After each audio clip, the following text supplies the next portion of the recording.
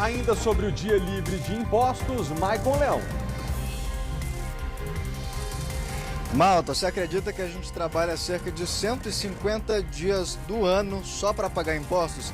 E o objetivo dessa ação é justamente mostrar para a população a quantidade de impostos que a gente paga. Em maquiagem, perfumes, por exemplo, pode chegar até 70%. Na gasolina, a gente vai mostrar para vocês um posto que está vendendo um litro a R$5. São quase R$3 de diferença do preço que a gente paga no dia a dia. Ainda na edição de hoje, a gente traz mais detalhes desse dia livre de impostos. Muito obrigado, Maicon. Até já. Mulher bêbada bate em funcionárias de salão de beleza no Cruzeiro. Kátia Gomes.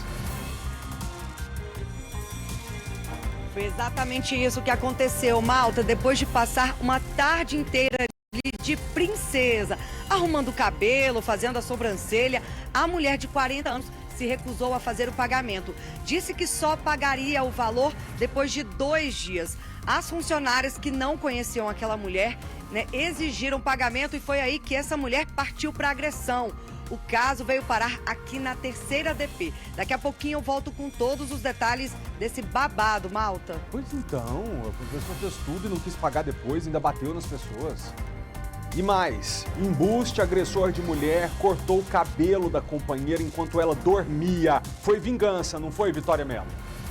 É revoltante, né, Felipe? Tudo isso porque ele suspeitava que estava sendo traído pela mulher. E o caso não para por aí, ele ainda fez ameaças. Disse que só não matou a companheira porque ela é mãe dos filhos dele. Já já a gente traz todos os detalhes desse caso revoltante. Obrigado, Vic.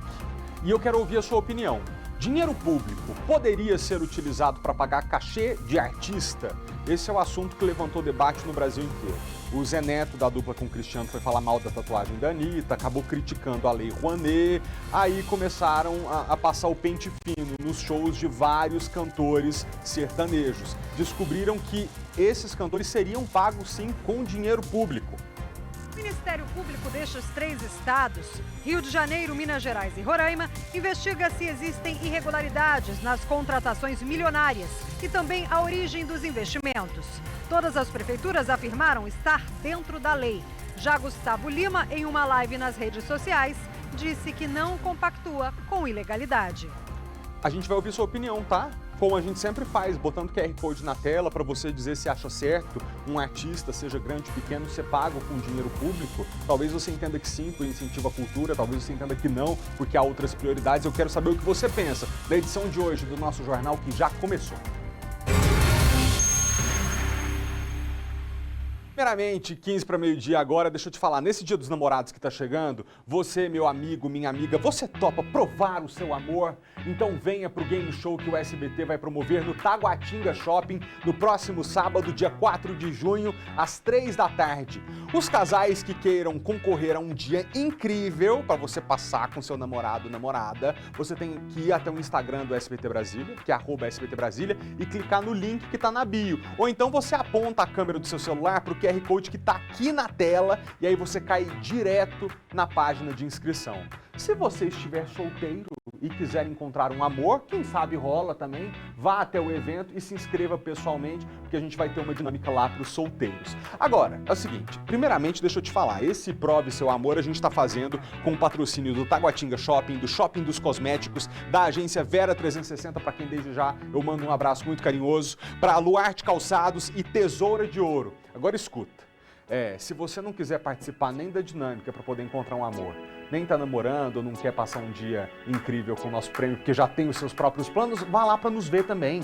Você pode vir e ver a festa que a gente vai fazer, até porque vai ter sorteio de prêmios para a plateia, tá? Sábado agora, 4 de junho, 3 da tarde, no Taguatinga Shopping, nós do SBT estaremos lá esperando todos vocês.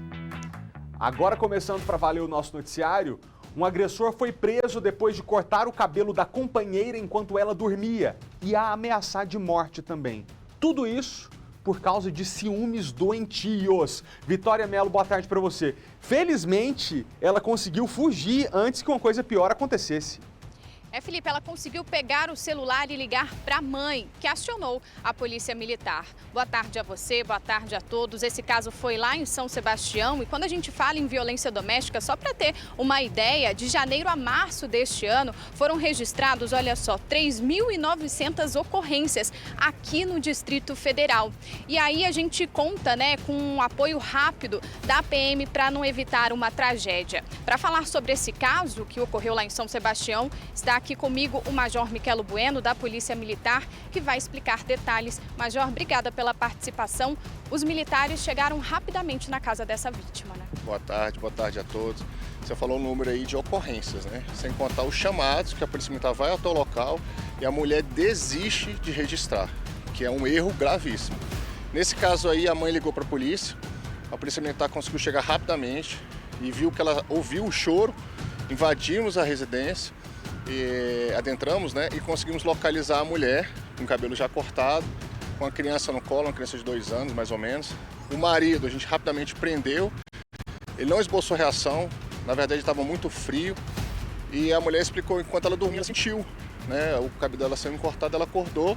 Ele disse para os policiais que cortou porque ela estava o traindo. E teve outras situações com ela também, que ela registrou a ocorrência, depois ela retirou a queixa contra esse marido que veio fazer isso agora. Major, então ela estava dormindo, ele chegou a imobilizar essa mulher, o que chama muito a nossa atenção, né? Agindo friamente, é mãe dos filhos deles, já estavam juntos há algum tempo. Isso, bem frio, muito parecido com o caso que ocorreu em São Paulo, agora recentemente, que o companheiro tatuou no rosto da mulher, um absurdo. E tem acontecido muitos chamados como este, a Polícia Militar rapidamente atende, como você disse, é prioridade para a Polícia Militar. Qualquer um pode denunciar, desde a mulher, o vizinho, familiares, tem que denunciar e a mulher não pode aceitar isso. Ela não pode deixar evoluir para chegar num caso como este, cortar o cabelo, ou até pior, né, que já aconteceu várias vezes. E ele ainda fez ameaças, né? Ele ameaçou essa mulher de morte. Ameaçou ela de morte e se ela não tomar uma providência, se ela não seguir com isso para frente, é bem perigoso mesmo para ela. Nesse caso, os policiais, como que encontraram essa residência? A mulher estava desesperada, chorando muito, chegou a abraçar os policiais. Os policiais, sempre, né, numa ocorrência como essa, a gente quase sempre leva uma policial feminina, porque tem criança, né? A mulher ela consegue se abrir melhor com a policial feminina. Então ela estava desesperada, a gente rapidamente acalmou ela. A outra criança, graças a Deus, estava dormindo, a maiorzinha, que entendeu o que estava acontecendo, que ia traumatizar ela, né? E levamos todos para a delegacia, rapidamente, para não ter mais trauma ali na situação. E para a pessoa chegar a esse ponto, né? Esperar a pessoa dormir, cortar o cabelo, vocês costumam ver esse tipo de ocorrência? É uma ocorrência assim mais rara de acontecer? Olha, para você ter uma ideia, as chamadas da polícia, a maioria são de Maria da Penha, já tem uma ideia. E aí você pensa que tem um local específico, não tem. Qualquer local do DF, Sudoeste, Asa Norte, Taguatinga, Ceilândia, são muitas chamadas de Maria da Penha. E quase sempre quando a Polícia Militar chega, aí o casal, a mulher quase sempre não quer registrar a ocorrência, passa a mão ali na cabeça do marido, alivia a situação. Ou então, quando o policial prende, depois tenta reverter para o policial. É uma situação bem complexa, mas que as mulheres têm que ter consciência que a vida delas está em risco. Nesse caso, o casal já havia se separado e estaria retornando esse relacionamento, né? E por isso os ciúmes. Eles explicaram, esse homem chegou a falar alguma coisa com os policiais? Ele chegou a falar que ela o traiu. E ela chegou a falar que não é a primeira vez que ele o agride, tinha muitas discussões, tanto quanto de teve a separação. Aí eles voltaram, ela tirou a queixa contra ele e acabou acontecendo isso. E eles têm filhos, né? Ele chegou a comentar que só não matou porque ela é mãe dos filhos dele. Isso mesmo. Porque poderia ter acontecido algo pior. Graças a Deus ele teve essa consciência. Como que é a ação da Polícia Militar nesses casos, né? Esse caso especificamente foi um terceiro que fez essa ligação, ela conseguiu falar com a mãe dela, ela agiu muito rápido também. Olha, a Polícia Militar, como eu disse, dá prioridade a esse tipo de ocorrência. A gente tem um programa dentro da Polícia Militar, o PROVID, que é baseado, os policiais são treinados para esse tipo de ocorrência.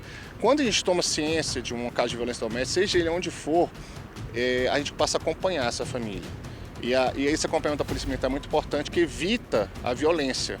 Em 100% dos casos não teve feminicídio, quando a Polícia Militar passou a acompanhar. Então é muito importante a denúncia, às vezes a Polícia Militar indo lá já resolve a situação, essa conversa desses policiais treinados também já resolve. Então assim, a gente tem todo um aparato para se evitar isso e para combater caso ocorra. Mas as mulheres têm que denunciar. Nesse caso, essa vítima, ela pediu uma medida protetiva? Isso aí eu não tenho essa informação agora, provavelmente ela já deve ter pedido. O que acontece, o juiz já passa isso, porque ela sofre, né? Ela pode sofrer alguma agressão depois disso. E os filhos, né, ficam traumatizados, então eu acho que todo mundo sofre com esse tipo de ocorrência. Todo mundo, a família ali em si, o pai, a mãe, os filhos, a família que acompanha, os amigos, todo mundo fica traumatizado. E um recado que a Polícia Militar pode deixar, né, para quem talvez esteja passando por esse tipo de situação, Major, o que a Polícia Militar orienta? Denuncie. Se a mulher não denunciar, algum parente que saiba da história, denuncie. Algum vizinho que saiba o que está acontecendo, denuncie. Porque é importante a gente já agir no começo para evitar chegar em situações como essa de cortar o cabelo, de tatuar o rosto da mulher e até mesmo a morte da mulher. Nesse caso, ele foi encaminhado para a delegacia. Foi preso em flagrante e está na delegacia. E aí essa mulher, o ideal é que ela não retire a ocorrência, né, para que ele seja punido. Nesse caso teve o flagrante, vai ser mais difícil, mas assim, tem várias ocorrências de discussão, de agressões verbais, agressões físicas leves, que a mulher vai lá e tira. Mas nesse caso, a ocorrência já está registrada. Nesse tipo de caso, né, geralmente são sinais que o agressor começa a mostrar ali, até chegar ao ponto dele imobilizar uma mulher que estava dormindo e cortar o cabelo dela, uma companheira, né, parece que eles estavam juntos há mais de 7 anos, então assim, ele vem se mostrando ali. Começa sempre com discussões, falta de respeito, dá sinais e vai aumentando. E se a mulher se submete àquilo, muito provavelmente chega ao extremo. Então tem vários casos assim de mulheres que apanham do marido, que são agredidas e que não denunciam, e agressões fortes já. Então tem mulher que acha que aquilo, eu não sei explicar, mas assim, pode ser que ache que vai passar, que ela vai dar jeito, mas vai só piorando. Então a gente orienta sempre, aconteceu, se você não conseguiu resolver, já chama a polícia. Muito obrigada, Major, pelas informações. É isso, Felipe. Fica o recado do Major Michelo. Você tem alguma pergunta para fazer para ele sobre esse caso, outros casos de violência? Ficou tudo muito claro, Vicky. O que me chamou a atenção foi a informação que ele trouxe, que mais da metade das ocorrências da polícia hoje já são por Maria da Penha, para a gente ver como esse é um problema grave na sociedade hoje em dia. Gente, mais que furto, roubo, perturbação de sossego, lesão, tudo é homem agredindo mulher. Então isso é realmente a pandemia que nós estamos vivendo, mesmo muito antes da Covid-19 chegar.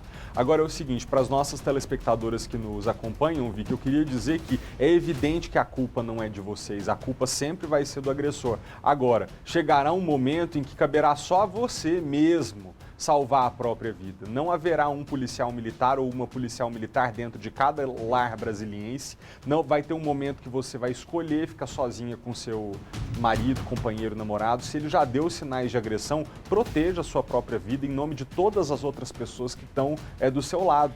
Então a polícia está fazendo a parte dela, existe um avanço em política pública, existe muito que a gente precisa avançar em consciência social para deixar de uma vez por todas o machismo para trás, mas vai ter uma hora, minha amiga, que depende de você, sabe? Essa aí que durante a noite o homem pegou uma tesoura, hein, Vicky, cortou o cabelo dela.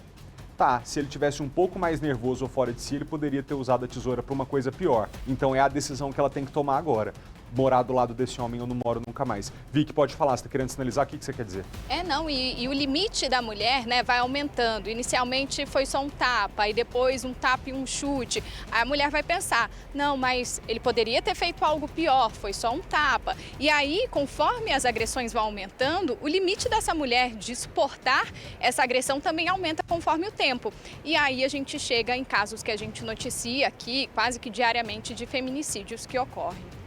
Muito obrigado, viu, pela sua participação, por essa colocação que você fez por fim, porque é aquilo que a gente costuma dizer, os sinais de violência e o nível da violência vai se tornando cada vez mais grave, até que a mulher põe um ponto final e sai correndo. E só mais uma coisa para a gente concluir, como o Major acabou de dizer, denuncie mesmo, viu, gente, porque é óbvio que tem aquele agressor que está disposto a tudo. Então vai ser muito difícil pará-lo, né, porque uma pessoa disposta a fazer o mal, é complicado você colocar um ponto final nessa história se ele não tiver dado sinais antes. Agora, há outros homens que podem ser alimentados a continuar na atitude violenta justamente porque veem que não tem punição. Então, como diz o Major, se a polícia está presente desde aquela primeira discussão acalorada entre marido e mulher para dizer o seguinte: opa, meu camarada, aqui não pode fazer isso não. Talvez ali ele já se sinta freado e ele entenda que vale mais a pena ele tocar a vida dele em paz, aceitar um não e tocar o destino, porque não é um não que mata, um não mata ninguém, mas se ele percebe que está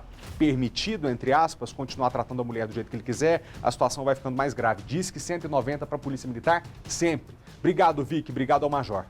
Agora, essa aí cortou o cabelo sem querer, né? Porque o marido cometeu essa atrocidade. De uma outra mulher de 40 anos de idade que foi para um salão de beleza lá no Cruzeiro para ficar bonita e acabou causando a maior confusão. Ela estava embriagada e aí se recusou a pagar R$230 pelos serviços que tinha feito no cabelo, nas unhas e nas sobrancelhas. E depois ainda bateu nas funcionárias do salão de beleza que estavam ali cobrando pelos serviços que tinham prestado. A polícia foi acionada e ela acabou presa. A repórter Kátia Gomes esteve no salão mais cedo e agora fala com a gente. Kátia, boa tarde para você. Bom, parece que não é a primeira vez que essa senhora arma um barraco desses, né? Não é, Malta, ela já é conhecida por arrumar confusão e todas essas confusões, né, que ela já participou ali, que ela já causou, ela estava embriagada, né? Daqui a pouquinho eu dou todos os detalhes sobre a ficha dela, eu vou contar agora, então, todo esse caso, como é que foi, né? Essa confusão foi na terça-feira, essa mulher procurou o salão de beleza e disse que queria fazer ali vários procedimentos, né? Ela arrumou o cabelo, né, aplicou vários produtos, fez a sobrancelha, ela passou a tarde inteira ali recebendo todos os cuidados. Só que na hora de pagar a conta, ela disse que só pagaria a conta no dia seguinte. Aí a gerente falou, bom, a gente não conhece você, então você deixa aqui algum documento, né, alguma garantia de que você vai voltar para fazer esse pagamento. Aí ela falou que não, que depois de 2 dias ela pagaria. Aí a gerente, uai, você não ia pagar no dia seguinte? Agora você vai pagar daqui 2 dias? Não, eu preciso que você pague, né, não tem ninguém aí que possa fazer um Pix pra gente. Aí ela falou que não tinha ninguém e que ela não pagaria de jeito nenhum e que se ela quisesse que chamasse a polícia. Ela falou desse jeito. E aí foi aí que a confusão começou. Essa mulher ficou nervosa, ela partiu pra cima da gerente, derrubou o celular dela no chão, puxou os cabelos da mulher, pegou com força no braço dessa mulher. Ela causou ali uma grande confusão e a gerente disse que ela é uma mulher muito alta e muito forte, então ela não teve nem reação. Ela acabou sendo agredida por essa cliente que não queria pagar a conta. Claro, a mulher chamou a polícia foi até o local, ela em primeiro momento ali resistiu à prisão, disse que não iria para a delegacia, porque ela inclusive teria que buscar os filhos na escola, ela deu essa justificativa, e aí, mas não adiantou, ela acabou sendo trazida aqui para a delegacia. Segundo a gerente, esta mulher estava bêbada, ela já chegou no salão de beleza bebendo uma latinha de cerveja. A gerente disse que ela não poderia beber, consumir álcool dentro do salão, e ela falou, não, é só uma latinha. Ela terminou uma latinha, depois pegou outra latinha. Então ela estava consumindo álcool, já chegou bêbada e continuou bebendo durante todo o atendimento. Aqui na delegacia, a gerente ainda entrou em contato com o marido dessa mulher e ele falou o seguinte, não vou pagar a conta, não vou tirar a minha esposa da delegacia, ela precisa ficar presa para refletir. Né? Ou seja, né, ele já sabia ali do histórico dela, de que ela vem cometendo, né, esse mesmo tipo de crime, vai lá, faz um procedimento, não paga, né, isso tudo por conta da bebida. Resultado, Malta, essa mulher ficou presa e só saiu com audiência de custódia. Eu conversei com a gerente por telefone, ela disse que estava viajando para Goiânia, que não poderia gravar com a gente, mas ela contou todos esses detalhes que eu acabei de falar para vocês, né? Explicou como é que foi essa confusão, disse que lamenta tudo isso, o salão é bem tradicional no Cruzeiro Velho, já tem ali cerca de 35 anos e é a primeira vez que eles passam por esse tipo de situação. Vou chamar agora então a entrevista com a gerente para a gente entender todos os detalhes dessa confusão aí que essa mulher bêbada causou. Na hora que terminou, ela falou, olha como meu cabelo ficou lindo e tal. Aí foi na hora que eu falei pra ela, como que a senhora vai fazer a forma de pagamento? Aí ela falou, não, eu não vou pagar. Eu falei, como assim a senhora não vai pagar? Não, eu vou pagar daqui a um dia. Quando ela terminou, eu falei, me dá o telefone da sua filha pra eu ligar pra ela fazer o pagamento, o Pix. Ela falou, não, eu não vou incomodar minha filha. Então passa o telefone do seu marido. Aí eu falei, não vou. Eu não vou pagar, só vou pagar daqui a 2 dias. A senhora falou que ia pagar daqui a um dia, ela vai pagar daqui a 2 dias. Não é correto. A profissional, uma excelente profissional, ficou com a senhora a tarde inteirinha fazendo procedimentos e a senhora vem e fala que não vai pagar. Não é justo com a profissional, né? Aí foi quando ela falou assim, chama a polícia então. Aí eu falei, então tudo bem, vamos chamar a polícia. E aí eu fui e chamei a polícia. Na hora que fui chamar a polícia, ela veio pra cima de mim, veio bater. E ela é bem grandona. Aí as meninas tentaram segurar. Aí foi quando ela pegou meu celular, tentou puxar meu cabelo e jogou meu celular no chão. Aí eu comecei a filmar como prova, né? Falei assim, olha, nós estamos aqui com uma cliente que está negando a fazer o pagamento, uma profissional, ficou a tarde inteirinha aqui com ela e tal. Aí ela veio pra cima de mim de novo. Os policiais chegaram e ela estava muito alterada e o policial pediu para ela se acalmar e tudo. Aí ela começou a chorar e quando o policial falou assim, aí ela se acalmou, ele falou assim, a senhora vai todo mundo pra delegacia. Aí ela virou o repetel, né? Virou bicho, assim, não, porque eu tenho que levar e pegar meus filhos na escola, não posso, não tem ninguém que pegue, tinha o meu filho que vai pegar, mas não quer, assim, ela se contradizia toda hora. Aí ela começou a ficar alterada de novo, aí o policial, senhora, vamos para a delegacia, vai todo mundo para a delegacia. Aí ela falou, não, eu não vou. Eu disse, mas senão eu vou ter que dar ordem de prisão para a senhora. Aí ela foi bem assim, sarcástica com o policial e falou, então me prenda, então me algeme. Aí o policial, tudo bem, seu consentimento, e na frente de todo mundo que só está vendo, vai igual algemar a senhora. Aí algemou e levou. Kátia do céu. Felipe do céu, olha só que história, né? Que babado e que confusão. Bom, para dar mais detalhes, eu vou conversar agora com o delegado Douglas Fernandes, que está aqui ao meu lado, né? Porque essa confusão toda, né, delegado, parece que não foi a primeira causada por esta mulher. Ela já tem, inclusive, passagens pelo casos semelhantes, não é isso? Boa tarde a todos. Sim, é uma pessoa que já tem outras ocorrências policiais aqui, tanto na 3ª delegacia quanto na 8ª delegacia, em razão, quando o CIA pertencia à 8ª, né? Então, são ocorrências envolvendo bebida alcoólica. Sempre ela foi acusada de ser autora de lesão corporal, foi vítima de lesões corporais também nesse ambiente em que havia consumo de bebidas alcoólicas.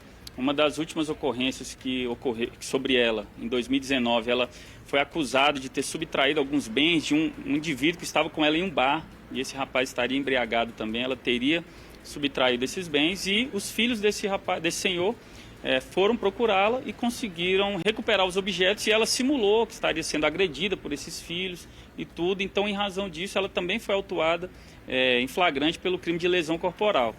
Nesse caso específico aqui, que aconteceu na terça-feira, ela foi autuada por estelionato. Apesar da gerente do estabelecimento ter sofrido essas lesões, esse puxão de cabelo, essa lesão no braço, ela optou por não representar contra essa autora. E o que isso quer dizer? Isso impede que a polícia autue essa mulher pela lesão corporal. Em relação ao estelionato, ficou configurado, tendo em vista que ela, a todo momento, a gerente do estabelecimento solicitava que ela fizesse o pagamento, porque suspeitou que ela poderia dar o golpe. E ela se sentiu ofendida, que não poderia ficar desconfiando dela, que ao final do procedimento ela realizaria o pagamento, o que efetivamente não aconteceu e gerou toda essa confusão. Então, como a gerente não representou contra ela, ela não vai responder pela lesão corporal, mas pelo estelionato, ela continua respondendo? Sim, no caso ela foi presa em flagrante pelo estelionato, que tem uma pena de 2 a 5 anos. Em razão disso, não foi arbitrada a fiança. Foi encaminhada à audiência de custódia na quarta-feira, foi liberada, mas com a incumbência de cumprir algumas medidas. entre elas, não se aproximar do salão de beleza e nem das pessoas que estavam envolvidas na ocorrência. E na manhã de quarta-feira, o esposo dela compareceu aqui na delegacia para tentar realizar o pagamento do montante devido de R$ 230. Os policiais fizeram essa intermediação entre a vítima e o esposo da autora. A vítima recebeu o valor de R$ 200 e ficou de receber os 30 restantes. E por essa razão ela também optou por renunciar ao direito de representação, o que quer dizer que ela optou por não dar prosseguimento ao processo. O crime de estelionato hoje permite essa renúncia. Então, por essa razão, apesar dela ter sido presa em flagrante, ter sido encaminhada à audiência de custódia, agora o processo provavelmente será arquivado, tendo em vista que a vítima não tem interesse nesse inquérito. Delegado, o que me chamou muito a atenção nesse caso, né? A gerente contou que ela falou com o próprio marido dessa mulher, falou também com a filha e os dois se recusaram a fazer o pagamento. Falaram que não pagariam ali a conta e que não tirariam essa mulher da cadeia. Foi por esse motivo que ela acabou sendo presa e passando por audiência de custódia, né? A família mesmo ali parece que já desistiu dessa mulher. Foram feitos diversos contatos, até porque a legislação estabelece que nós temos que informar algum parente da vítima, da autora, sobre a sua prisão. Ela não quis informar o telefone de ninguém. Por meio de consultas, conseguimos descobrir o telefone de familiares, os quais foram informados da situação para tentar resolver, e eles disseram que não iriam comparecer à delegacia em condições de realizar o pagamento. Então, em razão disso, a vítima manifestou seu interesse de prosseguir com aquele inquérito, com aquela prisão, e por isso ela foi presa por estelionato e submetida à audiência de custódia. Então chegou a ficar presa um dia em razão dessa prática de estelionato que ela fez no salão aqui no Cruzeiro. Nossa, delegado, que coisa, hein? Que coisa. Assim, eu acho que vale uma dica, né, como delegado, que nesse tipo de situação vale a vítima ainda continuar representando contra a autora, né, da agressão e também do estelionato, porque aí ela respondendo ao processo, provavelmente ela não cometeria mais esse crime, ou pelo menos pensaria duas vezes. Agora ela vai sair livre, como se não tivesse feito nada, tudo bem. Exatamente. Houve uma mudança legislativa em relação ao crime de estelionato. Antigamente não dependia da vontade da vítima para que o eventual autor fosse condenado. No caso específico, hoje a legislação foi alterada para que esse tipo de processo somente consiga dar prosseguimento caso a vítima tenha interesse. Porque muitas vezes no crime de estelionato, o interesse da vítima é reaver aquele valor que foi perdido, aquele golpe que ela sofreu, o interesse maior dela é receber esse dinheiro. Então, por essa razão, houve o recebimento dos valores e ela optou por não continuar. Mas isso realmente, como você bem diz, Kátia, estimula muitas pessoas a tentar a sorte, digamos assim. Vou tentar dar um golpe, se der errado eu vou lá e pago e vai morrer o processo. Então isso acabou estimulando algumas pessoas a praticar esse tipo de crime e que muitas vezes vão ficar impunes. Pois é, olha, Malta, um detalhe desse caso, a gerente disse que recebeu R$200 do marido, ficou ali faltando 30 e ela acabou abrindo mão porque ela mesma ficou com dó dessa mulher, porque ela disse, poxa, se nem os familiares querem ajudar essa mulher, né, coitada dela, que situação que essa mulher já chegou, né, já chegou ali no fundo do poço. Porque se o próprio marido e os próprios filhos já abandonaram essa mulher, eu não vou nem dar prosseguimento com essa ação, porque até eu estou com pena dela. Essas foram as palavras dessa gerente, viu, Malta? Você tem mais alguma dúvida, mais alguma pergunta? Não, tudo certo, Kátia. Acho nobre da parte dela. Ela tá fazendo aquela escolha pela paz, né? Porque se tivesse que continuar o processo por lesão corporal, por estelionato, ia ter que se comprometer a comparecer em juízo ou a delegacia, prestar depoimento, e às vezes está cheia de problema na vida, tentando tocar e está querendo que isso seja a página virada. Agora, para essa senhora que teve a misericórdia da comerciante que decidiu não tocar a denúncia, porque achou que essa mulher, se nem a família está querendo ajudar, ela está no fundo do poço, eu quero dizer para a senhora que quando a gente está no fundo do poço, a gente tem que querer sair do fundo do poço e não jogar mais terra e mais lama em cima da gente, porque senão vai ficar cada vez mais difícil, aí você se afunda no poço, morre lá mesmo. Então tem que ter, realmente, para um marido chegar na delegacia e falar, eu não vou pagar nada para minha esposa sair daí porque ela está precisando aprender o que essa mulher já não aprontou de confusão aí nesse cruzeiro, hein? Não, a gente nem precisa colocar a foto dela no ar, não. Ainda bem que a gente nem colocou, eu tenho certeza que todo mundo do Cruzeiro sabe quem que essa mulher é. Obrigado, Kátia. Agradeço ao delegado também por prestar as informações pra gente. Já pensou? R$230, hein? Chega bêbado. Aí, coitado da comerciante, porque já percebia que a mulher estava problemática, estava embriagada, quis receber antes, pagamento antecipado, a senhora vai pagar? Então paga. Não, eu vou pagar depois. Se a comerciante se recusa a prestar o atendimento porque a mulher não pagou, ela ainda vai lá no Procon e denuncia a comerciante. Difícil, viu? A vida de quem anda direito. Ó, você deve ter reparado pelo Distrito Federal, aliás, em alguns pontos específicos, filas gigantescas, especialmente numa rede de postos de combustíveis aqui na cidade, que tem promovido o tradicional Dia Livre de Impostos. A gasolina era vendida, porque já acabou, a R$ 5,00 e teve gente que dormiu na fila. A ação é promovida pela Câmara de Dirigentes Lojistas do Distrito Federal e o Maicon Leão está acompanhando e fala com a gente agora. Maicon, boa tarde para você. Além desses postos de gasolina, outros estabelecimentos também aderiram ao Dia Livre de Impostos? Sim, Malta, muitas outras lojas aqui no Distrito Federal, pelo menos 33 de vários segmentos, justamente para mostrar para o consumidor que o problema desse preço alto, na maioria das vezes, está nos impostos. Para você ter uma noção, maquiagem, perfumaria, esses impostos podem chegar até 70%. A gente está falando do combustível, que é o que a gente sente mais na pele diariamente. Esse posto aqui na Asa Norte estava vendendo a gasolina nos dias normais a R$ 7,69. Hoje, se o estoque ainda durar, porque a fila tá grande, você vai conseguir comprar pagando R$ 5,00 o litro de combustível. Mas como você bem disse, para conseguir esse desconto, muita gente chegou bem cedo. Inclusive a Cleber está aqui do meu lado, eu descobri aqui, perto de entrar ao vivo, que a senhora já participa todos os anos? Todos os anos eu participo, todos os anos. E não é só pelo desconto, é pelo significado que tem. Exatamente, é justamente isso. Porque eu acho um absurdo o preço da gasolina, né? Aí quando tem uma coisa dessa, a gente tem que participar, não pode deixar de fora. A senhora acha que a gente paga muito imposto no dia a dia? Nossa senhora, demais da conta. É muito, os impostos são muito altos. A senhora sabe assim, um cálculo mais ou menos de quantos dias a gente precisaria trabalhar no ano para pagar todos os impostos? Não sei. Infelizmente não sei. Eu conto para a senhora, são mais de 150 dias que a gente teria que trabalhar no ano só para pagar imposto. É mesmo, criatura? Isso é um absurdo, nossa senhora. E a gente não tem, eu sou funcionária pública, né? A gente que não tem, eu tenho, sei lá, é muitos anos que eu não tenho aumento nenhum. Agora as coisas não param de subir, né?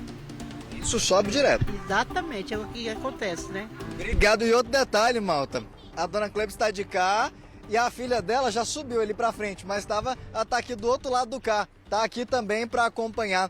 E a fila, Malta, ela perde de vista para cá. Rogério Silva tá mostrando pra gente. A gente tem inclusive imagens de drone também da movimentação mais cedo. Esse posto disponibilizou mais de 20 mil litros de combustíveis justamente para atender. E aí tem um detalhe, é só no dinheiro. No Pix também não serve porque tem taxa para poder pagar o Pix. A gente vê a movimentação e aí tem esse dinossauro aqui atrás da gente. Ele é para representar o impostômetro. Quem está aqui ao meu lado agora que vai conversar com a gente é o Hugo Leite, da CDL, justamente para explicar o que representa essa ação, que não é só dar desconto, não é só vender naquele dia sem o imposto, né, Hugo? Boa tarde. Exato, boa tarde. Então essa ação é para conscientizar a população, né, sobre a alta carga tributária dos produtos. Então, hoje o consumidor ele tem a sensação de como seria o poder de compra dele, a vida dele, né, se não tivesse todos os impostos que a gente tem hoje, né? O exemplo é aqui da gasolina, que está saindo de R$ 7,79 para R$ 5,00, né? Então tem vários outros produtos, vários outros exemplos, né? Tem a Champion Car Service lá no CIA, que está vendendo pneu sem imposto com 35% de desconto. Tem pneu lá que está dando R$ 1.000 de desconto, né? Varia do modelo, etc. A gente tem a Ultrabox lá vendendo arroz e feijão também na unidade do Gama sem imposto. Então a ideia é essa, conscientizar a população sobre a alta carga tributária e dar essa sensação de como seria o poder de compra dele sem o imposto. A gente percebe que realmente aumenta muito, viu? Obrigado pela sua participação aqui, pelos esclarecimentos.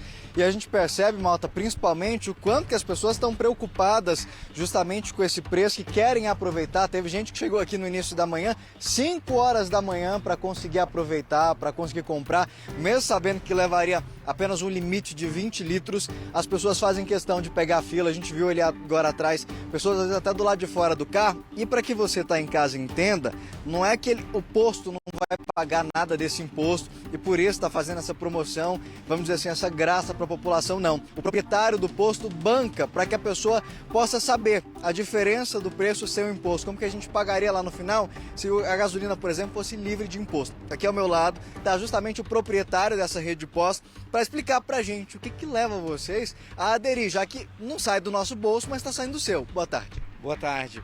Pois é, a gente já faz essa campanha há 11 anos consecutivos. É uma campanha de conscientização, não é bem uma promoção. Nesse dia a gente tira o valor, simbolicamente a gente retira o valor dos impostos e dá uma sensação para o consumidor de quanto que seria comprar sem imposto.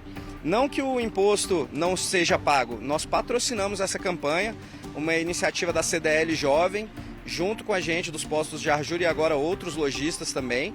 E a ideia é conscientizar o consumidor, mostrar o quanto que a carga tributária é pesada no nosso país.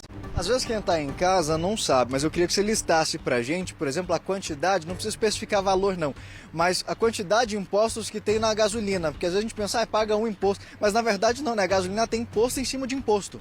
Exato, hoje em dia vai chegar a quase 42%, hoje nós estamos dando aí 35% de desconto, o consumidor pagaria R$ 155, hoje ele vai pagar 100, no equivalente a 20 litros, a gente faz os 20 litros justamente para atender o máximo de pessoas possível. E é uma carga muito pesada, então você vê que mais de 40% é imposto direto e indireto. Falando assim, em geral, para o país tem imposto municipal, imposto estadual, imposto federal, o que deixa esse preço cada vez mais pesado para o consumidor. Exatamente. Os impostos estaduais normalmente são os mais pesados, até porque o combustível é onde os estados arrecadam um dos maiores fontes de arrecadação do estado. Combustível, energia elétrica, então é uma carga pesada para o consumidor. Vou pedir para você continuar aqui com a gente. O Rogério Silva está mostrando para a gente, Malta, a fila. Na verdade, você vai continuar aqui, que eu ainda tenho outra pergunta. A gente está vendo essa fila grande aqui. Quem está assistindo o jornal ainda pode sair de casa, que dá tempo. Como é que está o estoque de gasolina aqui para o pessoal saber? Com certeza, ainda dá para vir. Corre para cá, que hoje não está tão grande. Em outros anos já foi ainda maior, então acho que tem que aproveitar. Ainda são 12h20, ali pela 1h da tarde a gente deve determinar o último carro para atender todos esses da fila. A fila está algo em torno de 1 hora de espera, a gente estima, mas o pessoal está feliz, está economizando e tendo esse gostinho de abastecer sem imposto. R$50 já faz a diferença danada no fim do mês. Inclusive, Malta, a gente ouviu alguns motoristas que chegaram aqui bem no início da manhã para saber o que eles acham dessa ação e, claro, como que eles enxergam a quantidade de impostos que a gente paga no dia a dia. Rodô. Eu quero 5,5. Madrugou para conseguir o desconto? Foi. Valeu a pena a fila? Valeu. Compensando bastante. Quase R$50 de desconto. Pegou mais ou menos que horas na fila? Acho que umas 7 por aí. E acordei só pra isso.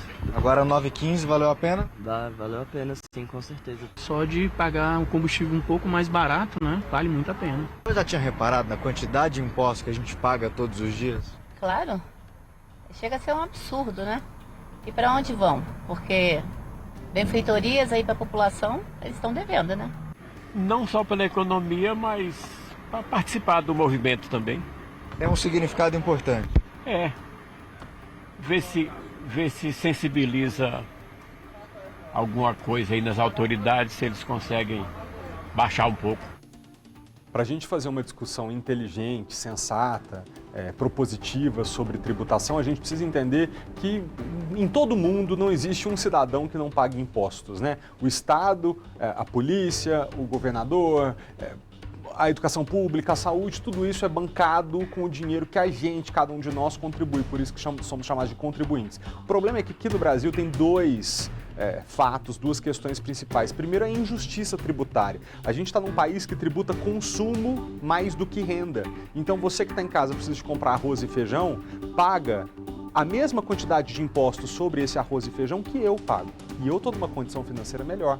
Então, o que precisa ser invertido no Brasil é você tributar de quem pode pagar mais e não de quem paga menos. Outra questão muito importante é a que a nossa telespectadora colocou ali agora. O que a gente recebe de benefício de volta? Eu tenho certeza, ainda mais pela cultura que nós temos aqui no Brasil, que cada brasileiro ficaria muito satisfeito se estivesse pagando muito imposto, mas tivesse acesso a serviço de qualidade. A gente que gosta de segurança e estabilidade na vida da gente, se a gente pudesse ter certeza que quando vai até um hospital vai ser bem atendido, que vai ter uma política pública que te permite comprar uma casa própria, que tem uma escola bacana para o seu filho, que você está seguro dentro de casa porque a polícia funciona e criminoso está na cadeia, ninguém ia reclamar de pagar imposto. Agora, a gente pagar tanto imposto, tanto que a gasolina está quase R$8, e hoje sem imposto estaria 5. Então, esse volume todo de tributo para a gente pagar e não receber em serviço de volta, complicado isso. Michael, muito obrigado pelas informações. Queria só que de novo você falasse onde é que você está exatamente, porque como o pessoal ainda tem mais ou menos uma hora aí, quem quiser sair de casa correndo para poder economizar R$50 aí hoje na gasolina, consegue. Onde é que você está mesmo? Malta, a gente está no posto Jajura aqui da Asa Norte, ó, quem quiser é só chegar, como a gente falou, ainda tem esse tempo de até mais ou menos 1h da tarde vai ser o fim da fila. Eu só queria ressaltar o que você falou aí da questão da quantidade, apesar da ação chamar o Dia Livre de Impostos, na verdade o que eles querem não é que acabe com os impostos, é que realmente seja um valor justo. Eu separei aqui, por exemplo, um aparelho celular de R$2.000, R$800 que a gente paga nele é apenas de impostos. Então é justamente isso que deixa as pessoas às vezes revoltadas. Não é que eles não querem mais pagar impostos, mas que seja um valor justo que pelo menos tenha retorno, que é o que a gente mais viu. Então só atualizando para vocês, a gente está no posto Jajura aqui da Asa Norte mesmo, e a fila, como a gente falou, em torno de 1h. Então, saindo de casa, ainda dá pra vir. Se sair, continua assistindo o SBT Brasília pelo YouTube, né, Malta?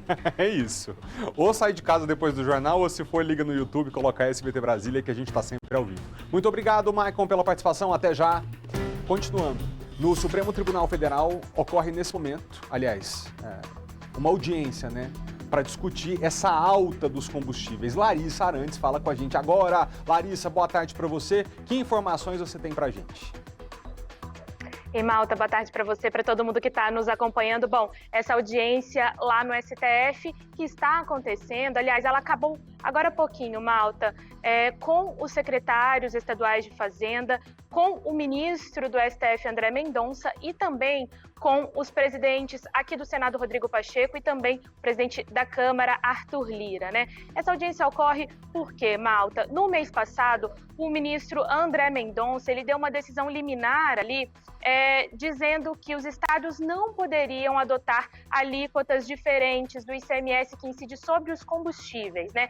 E a gente tem falado muito sobre o ICMS, que é o imposto estadual que incide sobre os combustíveis. Então, André Mendonça, atendendo a um pedido da Advocacia Geral da União, proibiu, então, que os estados continuassem adotando alíquotas diferentes. Mas aí, o ministro marcou essa audiência de conciliação hoje para tentar chegar num consenso com os estados, para também não haver nenhum tipo de perda de arrecadação para os governos estaduais. E a decisão até agora eles vão continuar conversando, representantes dos estados, do Congresso também. Até o dia 14, uma proposta vai ser apresentada em relação a como vai ficar a cobrança da alíquota do ICMS que incide sobre os combustíveis. Malta. Olá, por falar em outra despesa que tem pesado muito no bolso dos brasileiros, ontem o Senado Federal aprovou uma lei que deve reduzir a tarifa de energia elétrica, né? Você também acompanhou essa medida. O que falta para a energia ficar mais barata e quanto mais barata talvez possa ficar? Exato, Malta. É uma pergunta que a gente se faz realmente porque existe uma urgência nessa questão, né? A gente vê uma redução aí nas contas de luz. Bom, mas aí o projeto vai ter que seguir aquele caminho que a gente já conhece bem. Foi aprovado aqui no Senado, precisa do aval da Câmara para seguir, então, para a sanção do presidente Jair Bolsonaro. Bom, e aí o que ele prevê, né? Ele prevê essa possibilidade de redução das contas de luz, mas isso vai depender também de cada estado, porque é um valor que vai ser determinado, essa redução vai depender das distribuidoras de energia. Mas é uma notícia boa, porque a estimativa é a de que precisa ser devolvido aos consumidores um montante equivalente a 60 bilhões de reais para consumidores de todo o país em função aí dessa cobrança indevida.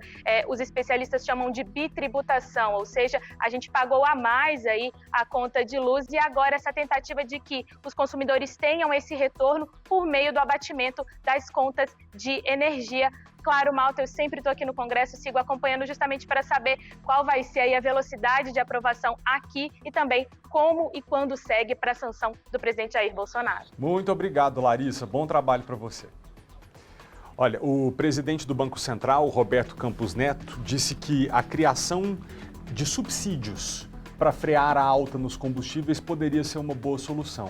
Os caminhoneiros estão aumentando a pressão contra o valor cobrado no diesel e também a pressão contra a política de preços da Petrobras. Em frente ao posto da Polícia Rodoviária Federal e pelo acostamento sem fechar as vias. A paralisação dos caminhoneiros nesta quarta-feira durou 1 hora. Eles cobram a redução no preço do diesel e protestam contra a privatização da Petrobras. Enquanto os caminhoneiros se mobilizavam, o presidente do Banco Central reconhecia que uma parcela mais pobre da população precisa de ajuda diante da alta nos alimentos e na energia. Roberto Campos Neto afirmou na conferência organizada por instituições financeiras internacionais que a proposta de adoção de um subsídio para evitar o repasse de reajustes nos combustíveis é boa, mas corre o risco de se tornar um gasto permanente. O ministro da Economia, Paulo Guedes, já afirmou que a proposta do subsídio tem pouco impacto prático. Apesar disso, no Congresso, a base aliada pressiona a equipe econômica pela adoção dessa alternativa. Enquanto o governo faz as contas em busca de recursos que possam ajudar em medidas para conter a inflação, o Fundo Nacional de Desenvolvimento da Educação teve que suspender uma licitação para a compra de mesas e cadeiras para escolas públicas de todo o país. É que a Controladoria Geral da União apontou que o órgão ligado ao Ministério da Educação superestimou a quantidade de itens que serão comprados. Com a ação da CGU, o FNDE reduziu de 10 milhões de mesas e cadeiras para 5 milhões os itens que serão licitados.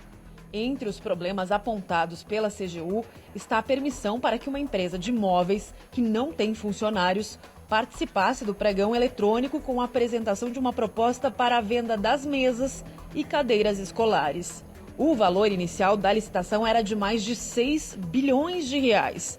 Entre os problemas apontados está a digitação de itens errados no edital para a escolha das empresas, o que poderia ter gerado um prejuízo de 176 milhões de reais aos cofres públicos. O relatório da CGU aponta a possibilidade do sobrepreço chegar a 1 bilhão e 500 milhões de reais se a licitação não tivesse sido suspensa.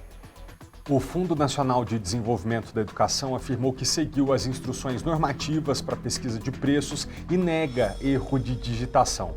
O FNDE alega que houve uma divergência de resultados, que já foi esclarecida. Informou ainda que o pregão foi suspenso por decisão do próprio fundo, apesar de não haver recomendação expressa da Controladoria Geral da União. A Comissão de Direitos Humanos da Câmara dos Deputados aprovou a convocação do ministro da Justiça, Anderson Torres. Ele deve prestar esclarecimentos sobre o assassinato de Genivaldo de Jesus Santos. Além do ministro da Justiça, Anderson Torres, os deputados querem ouvir o diretor-geral da Polícia Rodoviária Federal, Silvinês Vasquez, sobre a atuação dos agentes na abordagem que terminou com a morte de Genivaldo há uma semana em Umbaúba. Outra comissão, desta vez no Senado, aprovou a ida de um grupo de parlamentares a Sergipe neste mês, para acompanhar as investigações. Os senadores se reunirão com o Ministério Público, a OAB, a Polícia Federal e a Polícia Rodoviária Federal. Nesta quarta-feira, novas testemunhas prestaram depoimento no inquérito que investiga o caso. A família de Genivaldo quer que os agentes envolvidos na morte sejam responsabilizados. Ele estava com um remédio no bolso. Mostrou os policiais não escutaram, não entenderam, não quiseram fazer nada. O que quiseram fazer foi matar meu irmão. O Ministério Público Federal também abriu investigação sobre uma suposta agressão a 2 jovens durante a abordagem da PRF em Umbaúba, mesma cidade onde Genivaldo morreu. O boletim de ocorrência foi registrado na sexta-feira. Eles alegam que, mesmo sem reagir à abordagem, foram algemados e agredidos. Os 2 devem passar por exames no Instituto Médico Legal. A Comissão Arns de Defesa dos Direitos Humanos entregou um relatório denunciando as ações da PRF às Nações Unidas. Então, independentemente da tortura, que logicamente é indiscutível, inquestionável, nós estávamos diante de um assassinato em flagrante que, por conta disso, os responsáveis precisavam ser responsabilizados. O documento também pede que a ONU condene a atuação do órgão em operações como a da Vila Cruzeiro, no Rio de Janeiro, que resultou na morte de 23 pessoas na semana passada. Já voltamos para as notícias e a gente fala agora com a repórter Vitória Mello, ao vivo de novo, porque ela tem informações sobre a segunda fase da Operação Payback, que cumpre mandados de prisão contra uma quadrilha que aplicava o golpe do Pix. Vitória, o esquema teria movimentado mais de 2,5 milhões de reais. A moda agora é praticar crime usando o Pix. Felipe, uma fortuna. E desta vez a vítima foi o banco. Só nesta quinta-feira, a segunda fase da Operação Payback, foram cumpridos 10 mandados de busca e apreensão e 5 de prisão temporária. Mas na primeira fase dessa operação, que ocorreu no dia 19 de maio, outras 21 pessoas já haviam sido detidas. Todas elas se aproveitaram de uma falha no sistema de uma instituição financeira aqui do Distrito Federal. Só para vocês entenderem, em março foi identificado um bug no sistema de um banco aqui do DF. E era o seguinte: o usuário agendava uma transferência de um Pix e depois cancelava esse agendamento. Só que o valor que ele supostamente iria transferir para outra pessoa retornava para a conta do correntista, como se fosse um estorno. O delegado responsável por essa investigação, por toda essa operação, falou com a gente mais cedo. Vamos ouvi-lo. Essa falha, ela permitia que um agendamento, um simples agendamento de um Pix, ela retornasse para a conta da pessoa, ela era acreditada sem que aquele valor tivesse saído da conta. Então, para poder ficar claro, a pessoa tinha R$5.000 em sua conta bancária, tinha R$5.000. Ela realizava um agendamento, não a confirmação, não a efetivação do Pix, somente o agendamento do Pix, de R$10.000. Ela realizava esse agendamento para um número qualquer, para uma pessoa qualquer. Realizava um agendamento, esse era o primeiro passo. Posteriormente, ela realizava o cancelamento desse agendamento. Ela cancelava o agendamento sem que tivesse, em momento algum, saído esses valores da conta. Cancelou o Pix, o agendamento do Pix de R$10.000, esses R$10.000, essa falha permitia com que esse valor voltasse para a conta da pessoa. Então a pessoa tinha R$5.000 iniciais. Cancelou esse Pix esse agendamento de Pix de R$10.000, ela passava a ter então R$15.000 creditados em sua conta bancária.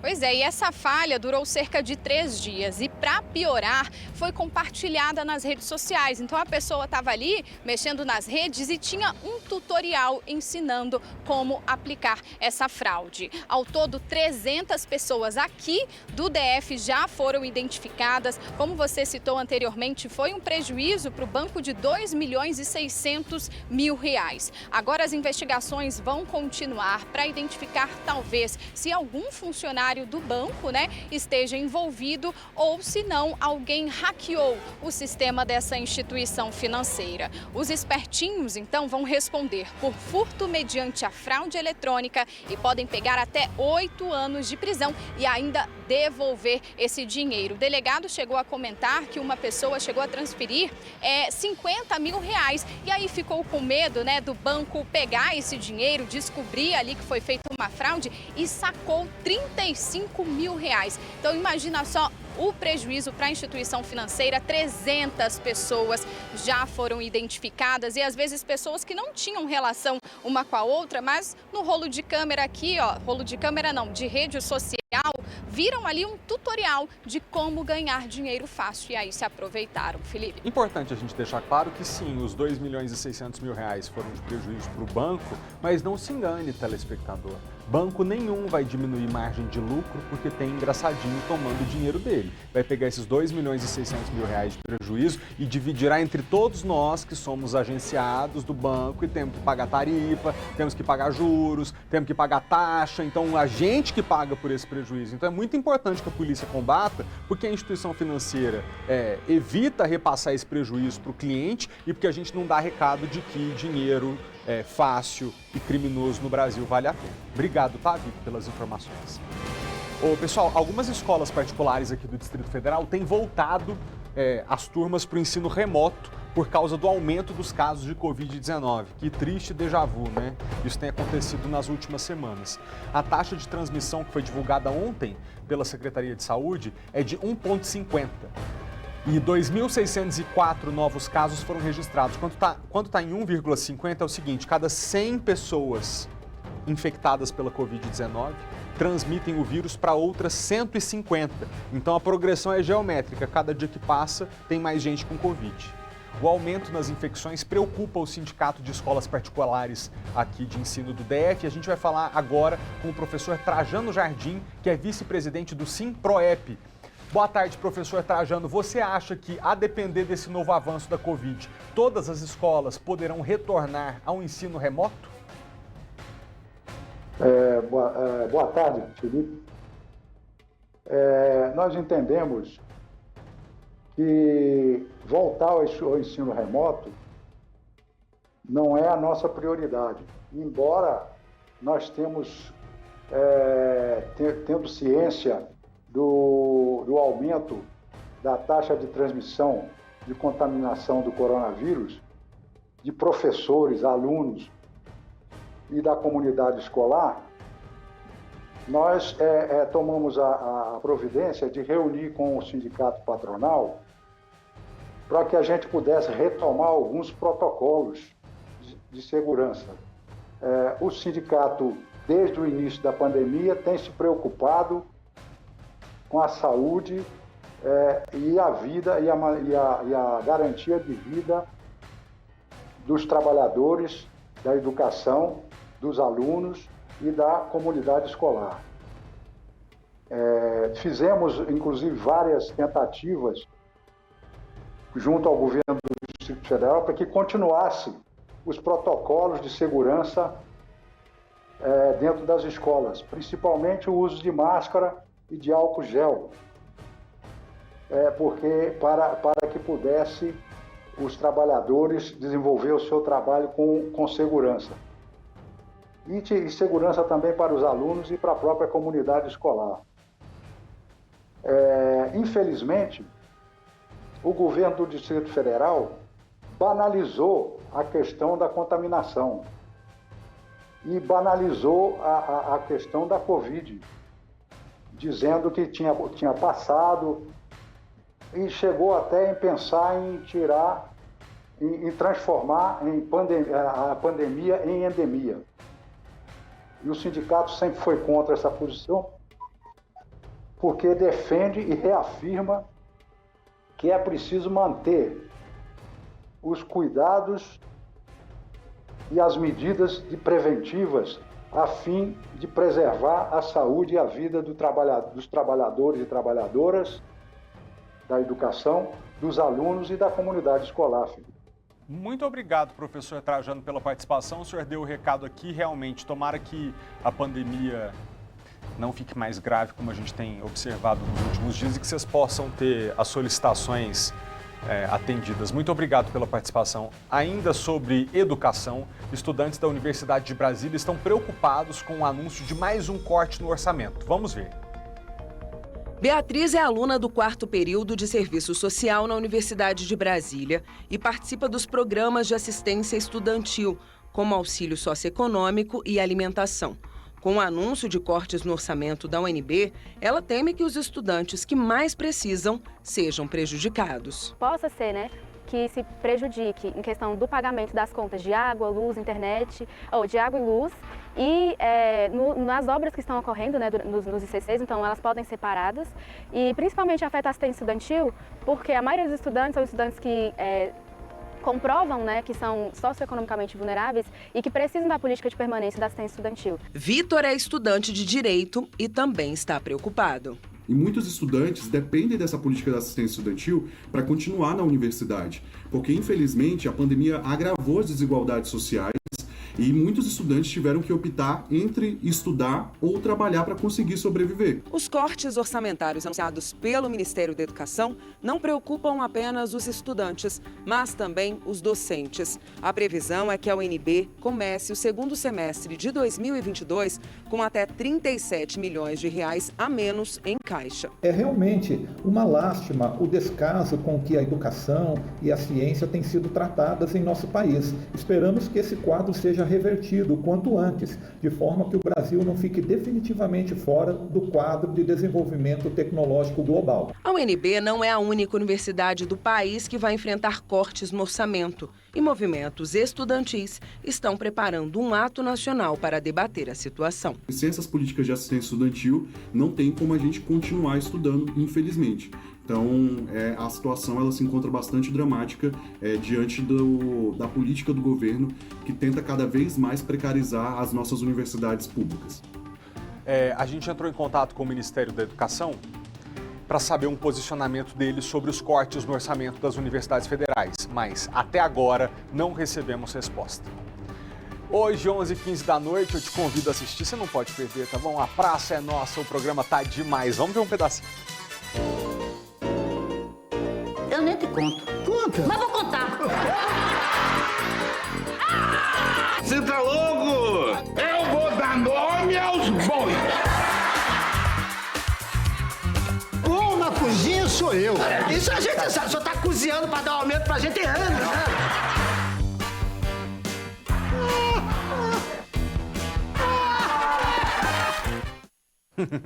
Não perca hoje, 11h15 da noite.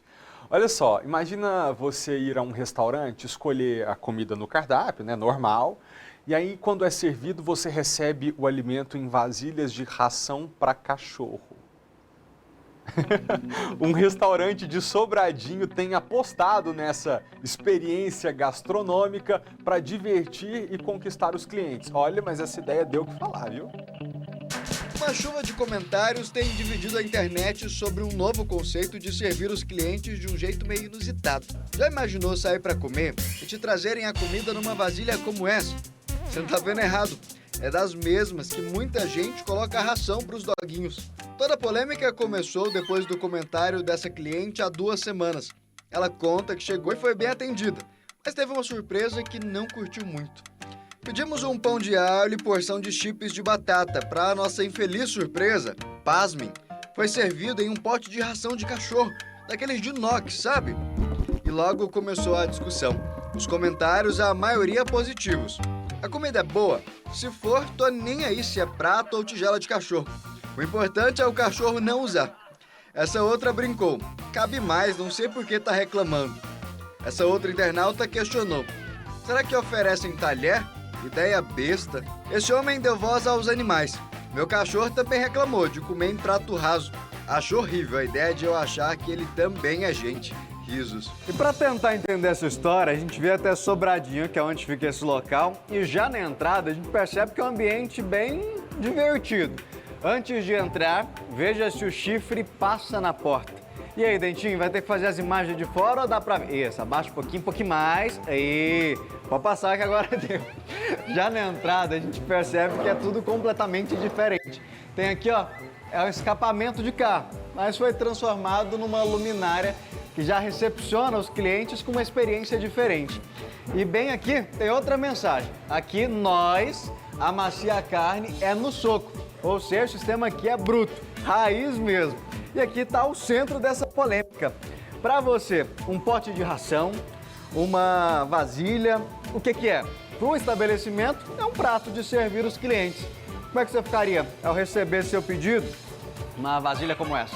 Hoje eles servem arroz, farofa, batata, os acompanhamentos nas tigelas. E quem foi o gênio que teve essa ideia?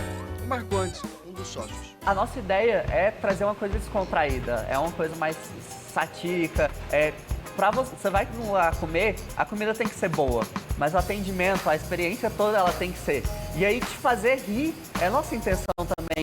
Chegar na mesa e colocar lá, a pessoa ter uma reação boa é a nossa intenção. Infelizmente nem todo mundo vem com essa perspectiva, vê dessa maneira. Mas a grande maioria vê assim, e pra gente é legal passar essa experiência diferente mesmo. Depois da polêmica, eles passaram a avisar no cardápio como é o recipiente em que as comidas são servidas.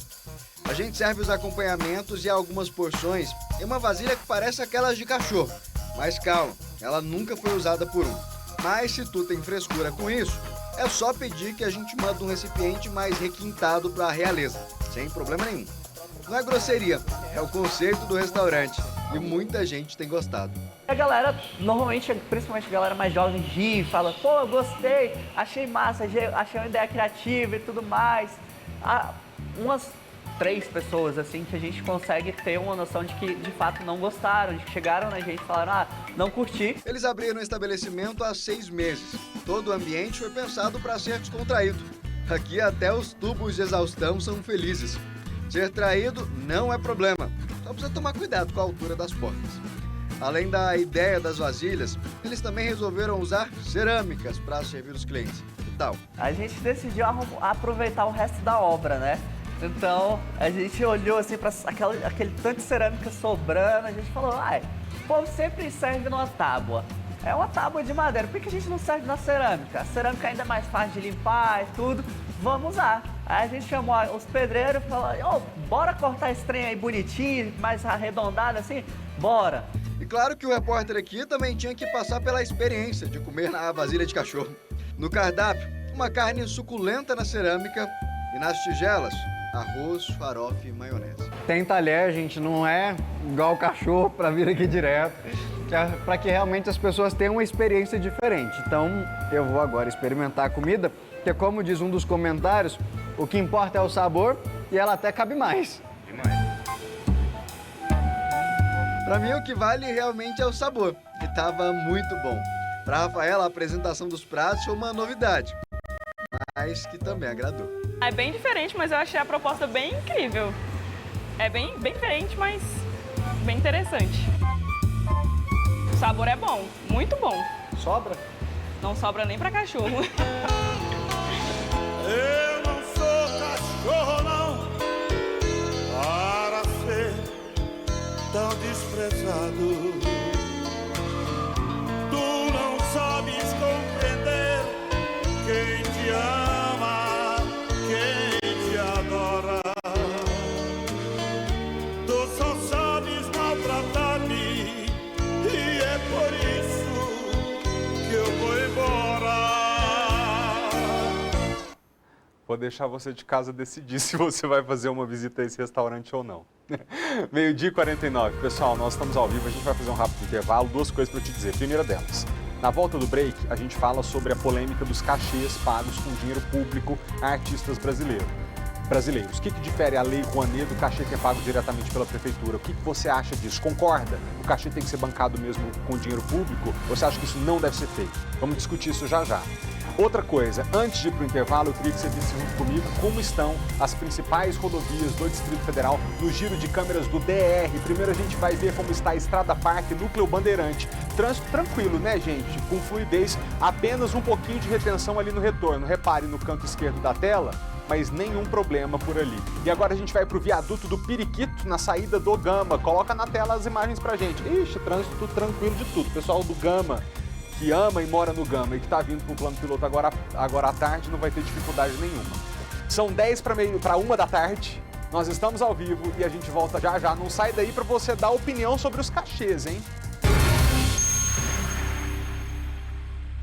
Estamos de volta agora 5 para 1, a gente está ao vivo e olha só, nesses últimos dias o Brasil inteiro voltou os olhos para os cachês pagos por prefeituras a artistas. Como é que essa história todinha começou?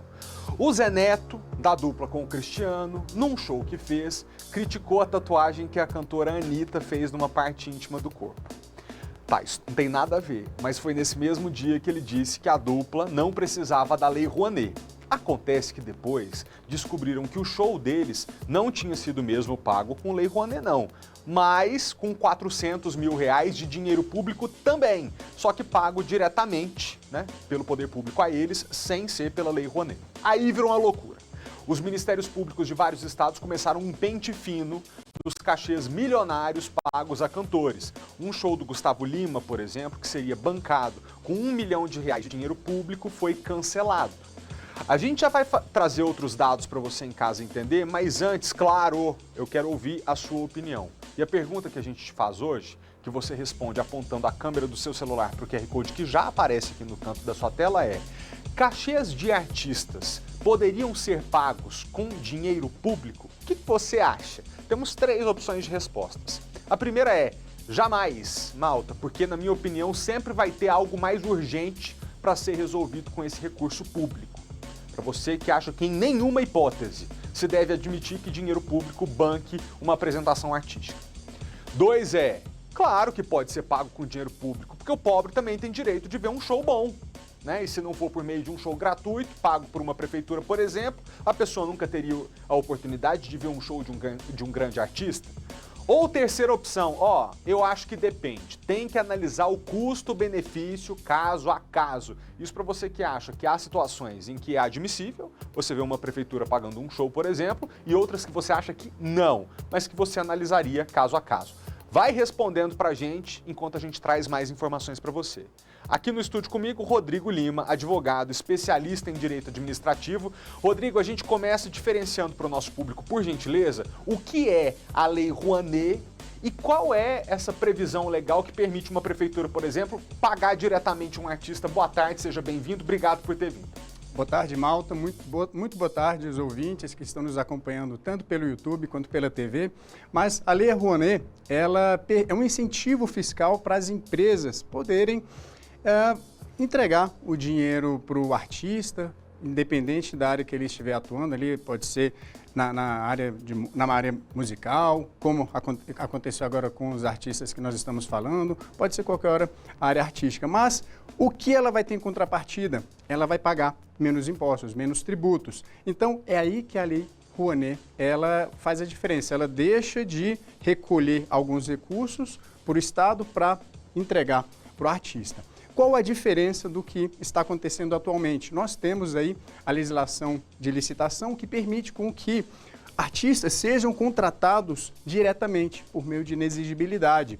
Então, o que aconteceu agora é que o gestor público está entregando o dinheiro diretamente para o artista. Então, é aí que nós temos que avaliar a legalidade dessa situação, se ele está cumprindo todos os requisitos legais ou não. Entendi. Então quer dizer que a Lei Rouanet permite que uma grande empresa, para que seja incentivada a patrocinar eventos culturais, por exemplo, pague R$500 mil para custear um determinado evento. Aí na hora de recolher seus impostos, essa empresa pode dizer para o governo, olha, eu gastei R$500 mil apoiando cultura, então vou deduzir do valor que eu tenho que pagar de imposto. É isso?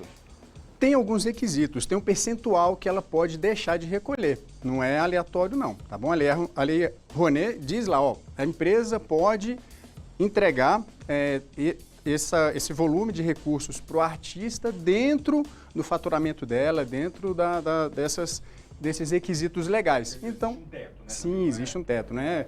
Vou deixar de pagar todos os tributos para colocar aí no mundo artístico, não. Tem um teto aí que ela pode receber essas deduções fiscais. Agora, a prefeitura tem um teto como esse, uma prefeitura da vida, ou ela pode decidir que pode pagar o dinheiro que quiser para um cachê de show? Olha só, ela pode decidir quanto ela pode gastar. Ela tem liberdade legal aí para poder gastar esses recursos. Exemplo disso é o que aconteceu com o Gustavo Lima. Nós tivemos aí, vou falar como, na realidade, em relação a todos os artistas, eles gastaram, iam aplicar, né, por volta de R$2,5 milhões para a contratação desses artistas para realizar lá a cavalgada lá de Conceição do Mato Dentro. Mas, comparando com o orçamento da prefeitura, com o orçamento do município, é legal essa situação? Faz parte, tem razoabilidade a aplicação desses recursos públicos num show artístico, ao invés de você aplicar em outras áreas mais carentes? Então, fica essa dúvida aí, fica essa questão na parte legal em relação aos recursos, ao montante que se pode aplicar. Realmente o gestor tem que ter um pouco de razoabilidade nas decisões que ele for tomar. Obrigado, Rodrigo. Peraí só um pouquinho para a gente ver aqui, trazer outras informações, porque o Ministério Público de pelo menos 3 estados investiga gastos milionários de prefeituras na contratação de shows de cantores famosos. No centro das polêmicas, nesse momento, está o cantor Gustavo Lima, que teve uma apresentação cancelada em Minas Gerais, mas que já recebeu cachê para outro show no estado do Rio de Janeiro. Vamos ver. Magé, na Baixada Fluminense, vai completar 457 anos no dia 9 de junho. Para comemorar, a prefeitura contratou, entre outros artistas, Gustavo Lima. O cachê de R$1 milhão pago ao cantor é quase 10 vezes maior do que o município pretende gastar com atividades artísticas e culturais este ano. Show, no momento, é desnecessário. Pelo menos esse valor absurdo, eu acho que teria que focar em outra coisa. Mas é precisa mesmo, é um hospital. O show do cantor, programado para o fim deste mês na cidade de Conceição do Mato Dentro, interior de Minas Gerais, já foi cancelado. O cachê para uma única apresentação seria de R$1.200.000. A cidade de 35 mil habitantes pagaria no total R$2.300.000 em shows de cantores sertanejos no evento. Gustavo Lima também foi contratado para ser a atração principal em uma vaquejada no sul de Roraima. O cachê para subir ao palco em São Luís, que tem apenas 8 mil habitantes, seria de R$800.000. O Ministério Público destes 3 estados, Rio de Janeiro, Minas Gerais e Roraima, investiga se existem irregularidades nas contratações milionárias e também a origem dos investimentos. Todas as prefeituras afirmaram estar dentro da lei. Já Gustavo Lima, em uma live nas redes sociais, disse que não compactua com ilegalidade. Eu nunca me beneficiei sobre dinheiro público ou empréstimo de tal coisa ou algo do tipo. Não é porque é uma prefeitura que eu vou deixar de cobrar o meu valor. Já o Ministério Público do Rio Grande do Norte move uma ação civil pública pedindo a suspensão de apresentações de cantores famosos. Entre eles estão Wesley Safadão, Xande Avião e Bel Marques, em Mossoró. O MP quer que a verba desses shows seja usada na contratação de profissionais de educação especial na cidade, a segunda maior do estado. Segundo este jurista, contratações de artistas podem ser feitas sem licitação, mas há limites. Toda administração precisa obedecer à moralidade, à economicidade, né, proporcionalidade, razoabilidade. Só que aí o jurista trouxe princípios, né? E a questão do princípio é que sempre há discussão que pode ser feita sobre ele. Primeiro, um esclarecimento. A Prefeitura de Mossoró informou que o investimento em educação desse ano está acima do determinado pela Constituição e que o processo de contratação dos artistas aconteceu dentro da legalidade. Já a Prefeitura de São Luís, em Roraima, diz que não está sendo utilizado dinheiro público para as apresentações que serão pagas pelo próprio evento. A Prefeitura de Magé, na Baixada Fluminense, afirmou que tem plena convicção de que não há nada de errado no processo das contratações. E a Prefeitura de Conceição do Mato Dentro, em Minas Gerais, disse que escolheu por adiar a participação de Gustavo Lima para uma próxima oportunidade. Esse QR Code que está na tela é para que você vote e me diga se, na sua opinião, você acha que dinheiro público deveria ser utilizado para pagar cachê de artista. Rodrigo, você explicou que o cachê pago pela Prefeitura não é ilegal, mas ele pode se tornar, então, dependendo do contexto. Digamos aqui, numa cidade muito pequena, com verba escassa, se o prefeito gasta demais para contratar um determinado show, um volume exorbitante se comparado com serviços essenciais de saúde e educação, por exemplo, ele pode se complicar.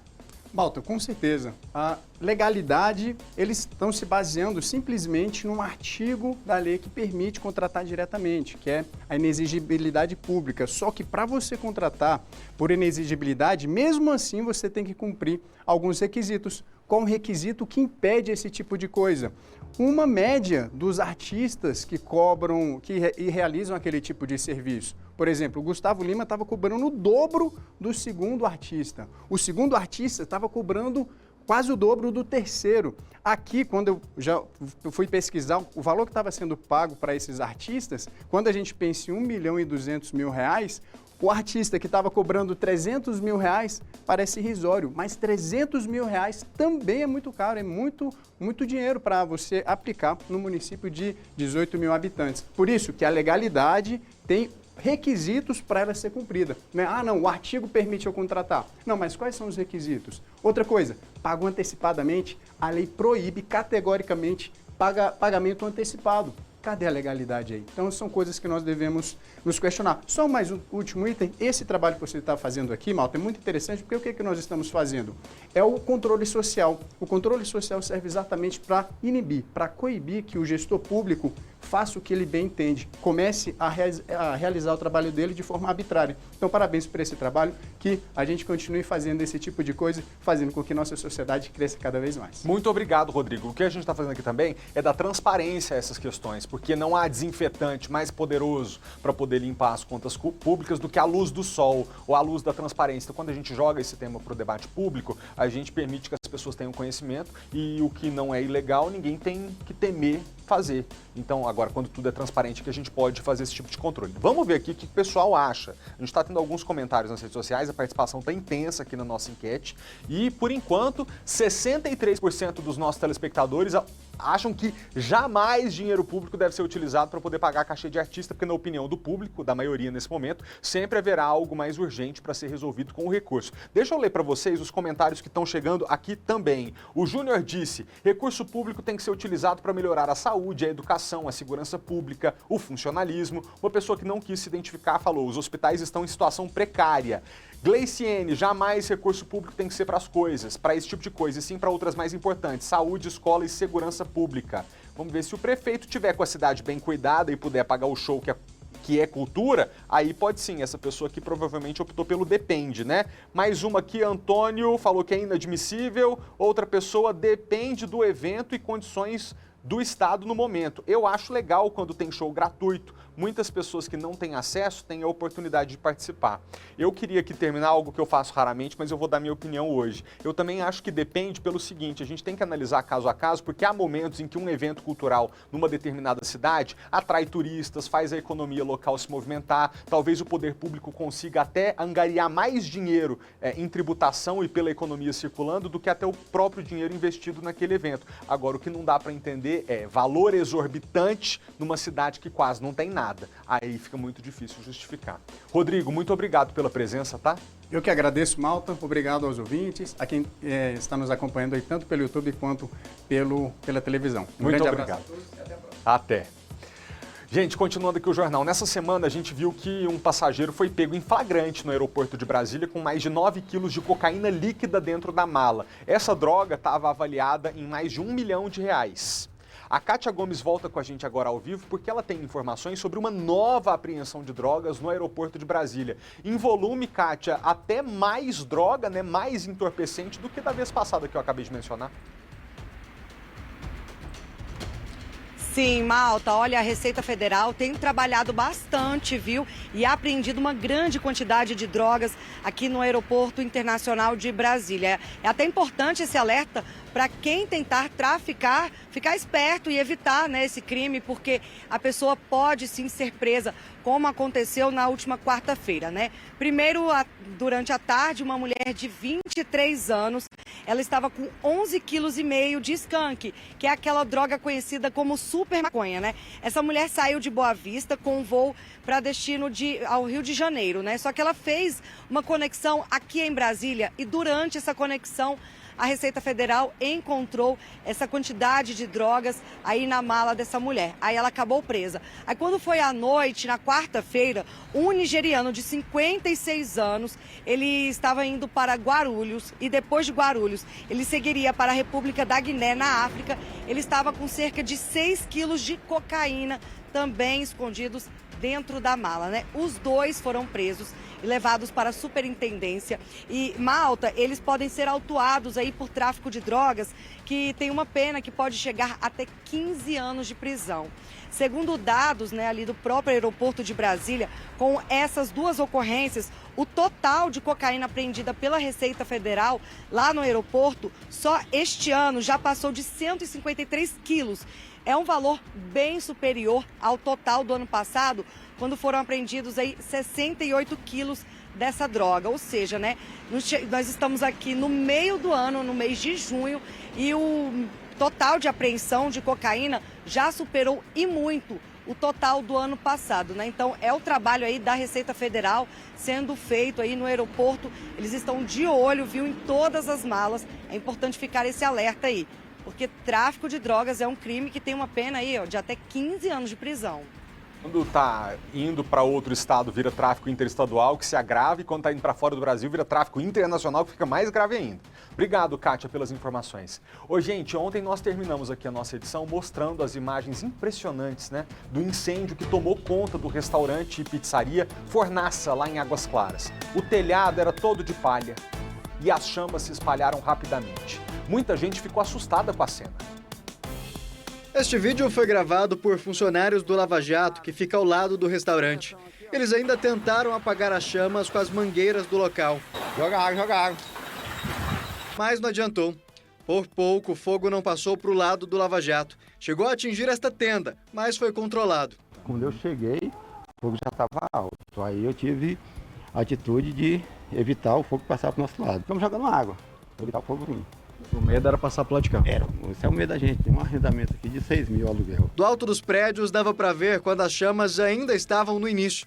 Logo, toda a estrutura foi atingida e o incêndio chegou na altura das palmeiras. Até quem não morava ao lado se assustou. Fiquei preocupada, porque meu filho estuda aqui perto da pena. É triste. De acordo com funcionários, o fogo começou por volta de 12h40. O estabelecimento estava fechado e abria apenas para o jantar. Lá dentro estavam 3 funcionários e um serralheiro, que estava instalando uma churrasqueira quando o fogo começou. Uma fagulha teria atingido parte da estrutura que era de palha e rapidamente o fogo se alastrou, destruindo quase tudo. Ninguém se feriu, o profissional serralheiro, o primo e gerente da edificação, que foi quem nos relatou essa maneira que ocorreu esse princípio de incêndio e esse incêndio, né? Era da execução da construção dessa churrasqueira, ninguém se feriu. O restaurante era assim, todo coberto de palha e com a estrutura de madeira, mas foi tudo abaixo com o fogo. Segundo este gerente, eles inauguraram a loja há cerca de 2 meses. Hoje não estava aberto para o almoço nesse momento. Para o almoço, a gente estava trabalhando só com o jantar e estava preparando exatamente essa parrilha para poder começar a funcionar para o almoço. Este músico trabalhava no local e perdeu todos os equipamentos. Ficou só um pedal de vocal, ficou microfone, cabo, amplificadores, banco, né? Banco. Eu ia deixar meu violão, quase. Quase que eu deixo meu violão, mas é uma coisa que ninguém vai prever.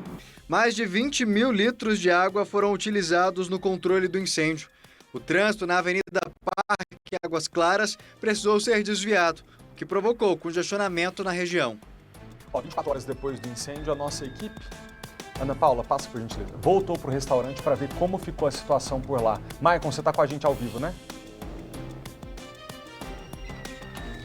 Oi, Malta, tô sim, a gente fala aqui ao vivo do local e agora, depois que as chamas já foram controladas, até mesmo a própria fumaça, a gente consegue ver o cenário de destruição que esse estabelecimento se transformou. Ele era conhecido aqui na região justamente pela beleza, pela decoração completamente diferente dos outros estabelecimentos, como a gente viu na reportagem, todo coberto de palha, e foi justamente por conta desse material que o fogo rapidamente acabou consumindo tudo. A gente percebe que não sobrou praticamente nada. Para todos os lados que a gente olha, está tudo destruído. A gente está vendo as imagens do Rogério Silva. Parte da estrutura, além de ser de palha, era de madeira, que a gente percebe aqui, ó. Essa parte do canto, ela ainda não chegou a ser consumida, mas a gente percebe que o fogo chegou bem perto. Malta, tudo começou naquele canto ali atrás, onde a gente percebe agora que tem aquele homem de azul trabalhando, que era justamente o local em que essa churrasqueira estava sendo instalada, essa parrilha. E a informação que a gente tem é que justamente por conta dessa serra teria saído alguma faísca que atingiu a palha e por isso o fogo rapidamente espalhou por todos os locais. A gente percebe agora, tem alguns funcionários ali fazendo a contabilidade, vendo o que ainda se dá para salvar alguma coisa, o estado. A gente percebe que ali tinha uma máquina de brinquedo, a gente viu na reportagem também que um músico perdeu praticamente todos os equipamentos dele, não deu para salvar nada, estava em uma mesa ali embaixo, nesse local que o Rogério está mostrando para a gente agora, onde a gente consegue perceber que tinha algumas cadeiras, porque no resto, conforme a gente vai passando, o cenário é de completa destruição. Aqui no meio também tinha algumas mesas, mas que por conta do fogo, a gente percebe nas imagens que foi muito forte, muito alto, esse fogo acabou consumindo e destruindo tudo. A gente não consegue nem ter uma noção de como que estavam as coisas aqui no meio. A gente só percebe cinza e alguns tocos. E realmente não sobrou nada. Foram momentos de terror para quem estava passando por aqui. A gente viu na reportagem alguns vídeos das pessoas assustadas com essa situação. Felizmente, Malta, na hora do incêndio, estavam apenas 3 funcionários e esse serralheiro. O estabelecimento não estava aberto para o almoço, eles estavam justamente se preparando. Essa churrasqueira ia dar um suporte para que esse estabelecimento conseguisse servir também almoço com churrasco.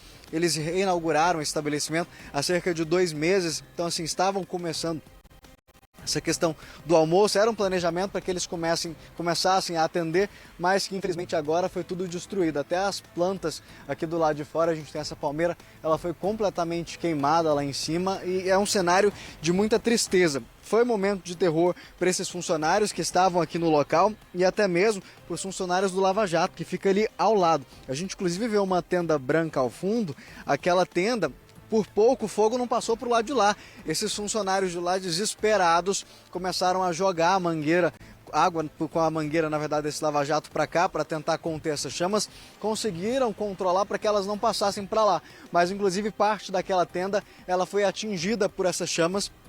Realmente, momentos de terror que eles passaram, era por volta de 12h40, estava todo mundo tranquilo no horário de almoço, inclusive eles não estavam trabalhando, estavam descansando, quando perceberam, foram só a labareda, eles ainda tentaram apagar, jogaram água, mas a gente sabe que quando se trata-se de palha, madeira, material altamente combustível, não teve o que fazer. Realmente foi um momento de desespero e praticamente assistir, malta, tudo ser destruído. E agora ver como é que ficou e que não tem mais o que fazer, foi tudo perdido. Ô, Maicon, muito obrigado, viu, pelas informações, por trazer atualização pra gente. Eu queria só terminar aqui a edição de hoje, primeiro lamentando aí pros empresários, tomara que vocês consigam logo recuperar esse prejuízo, a gente se solidariza com vocês. Segundo, rapidinho, Maicon, quem que é a senhora, aquela telespectadora que te parou ontem na rua, pediu pra mandar uma foto pra gente, como é que foi aquilo? Dona Norma é o nome dela? É isso? Malta, eu pego pra você agora, rapidão. Isso.